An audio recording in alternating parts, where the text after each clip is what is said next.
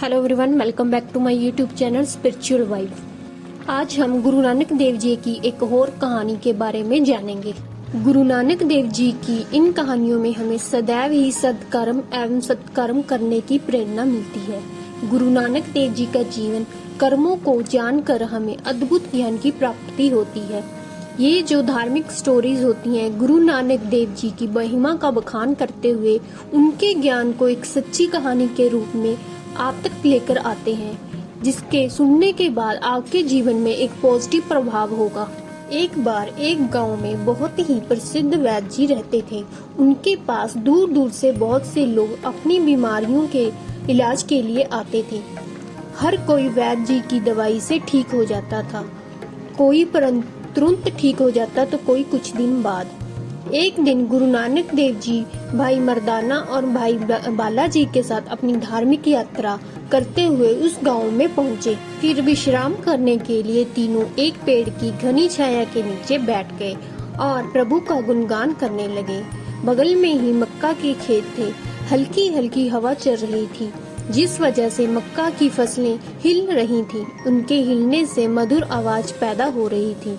नानक जी ने मर्दाना जी को भक्ति संगीत सुनाने को कहा।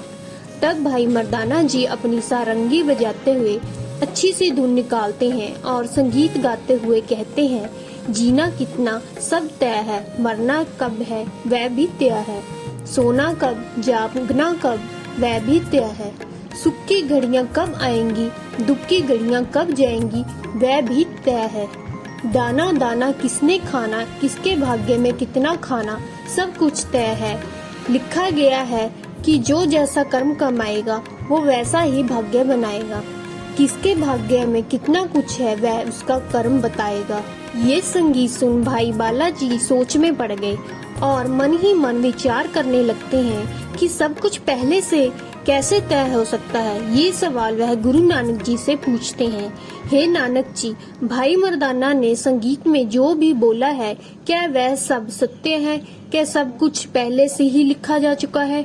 नानक जी मधुर वाणी से बोलते हैं, हाँ भाई बालाजी, ये सब बातें सत्य हैं, लेकिन कर्म के अनुसार। भाई बालाजी, मैं कुछ समझा नहीं गुरुजी। जब सब कुछ पहले से ही तय है तो कर्म करके कैसे बदला जा सकता है?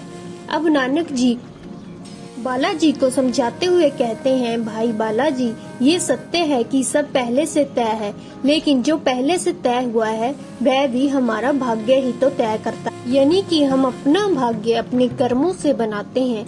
भाई बालाजी इतनी बात से संतुष्ट होने के बाद फिर से मन में एक शंका लिए नानक जी से पूछते हैं, हे नानक जी, दाने दाने पर लिखा है खाने वाले का नाम, क्या ये भी सत्य है? इस मक्का के खेत में जितने मक्का लगे हैं क्या उन पर पहले से ही खाने वाले का नाम लिखा है? तब नानक जी बोलते हैं, हाँ ये भी सत्य है। सिर्फ मक्का पर ही नहीं बल्कि एक एक दाने पर खाने वाले का नाम लिखा है। इतना सुन भाई बालाजी तुरंत मक्का के खेत में एक मक्के का दाना निकाल कर लाते हैं और नानक जी से पूछते हैं, अब बताओ नानक जी, ये दाना किसके पेट में जाएगा? नानक जी तो ब्रह्म ज्ञानी थे, वह भूत भविष्य सब जानते थे, सब देख सकते थे। इसीलिए नानक जी मुस्कुराते हुए बोलते हैं, भाई बाला, ये दाना तुम्हारे पेट में नहीं जाएगा। ये सुन भाई बालाजी कहते हैं, नानक जी, ये आप क्या कह रहे हैं? दाना मेरे हाथ में है और भूख भी लगी है, फिर भी आप कह रहे हैं कि ये दाना मेरे पेट में नहीं जाएगा। नानक जी फिर से मुस्कुराते हुए बोले, भाई बाला, ये कुदरत का नियम है कि दाने दाने पर लिखा है खाने वाले का नाम, ये दाना तुम्हारे पेट में नहीं जाएगा। इतना सुनकर भाई बालाजी तुरंत दाने को मुंह में डाल लेते हैं और कहते हैं, लो, मैंने कुदरत का ये नियम तोड़ दिया। भाई बालाजी दाना जैसे ही निगलते हैं की कोशिश करते हैं, तभी दाना उनके गले में अटक जाता है और भाई बालाजी की हालत खस्ते खाते खराब हो जाती है। सांस लेने में तकलीफ होने लगती है। बड़ी मुश्किल से बोलते हुए बालाजी कहते हैं, गुरुजी कुछ करो, बहुत तकलीफ हो रही है। गुरुजी, भाई बाला, तू तुरंत गांव के वैद्य के पास ले जाते हैं। वैद्य जी मुर्गियों का दाना डाल रहे थे।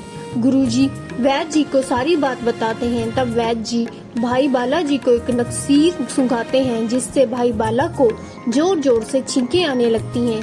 छींके इस दबाव की वजह से भाई बाला के गले में फंसा हुआ मक्का का दाना निकलकर बाहर जमीन में गिरता है। दाना जमीन पे गिरते ही वहाँ एक मुर्गी आती है और उस दाने को खा जाती है। इस तरह दाना मुर्गी के पेट में चला जाता है। ये देख भाई बालाजी गुरु जी की बातों पर विश्वास आ जाता है कि दाने दाने पर लिखा है खाने वाले का नाम।